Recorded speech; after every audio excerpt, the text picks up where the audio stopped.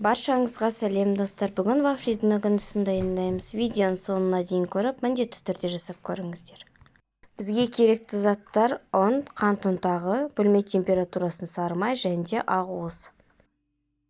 Ең алдымен таза ыдысымызға сары май мен қант ұнтағын салып, венчик көмегімен ағарғанша жақсылап тұрып араластырамыз.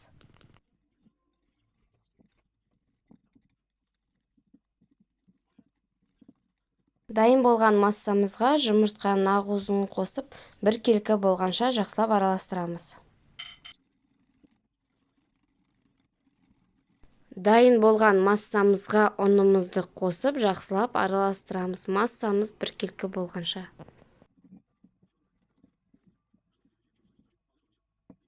Дәл видеодағыдай бізде масса шығады. Дайын болған массамызды силиконды күрекшенің көмегімен пергамент қағаздың үстіне жұқалап жағамыз.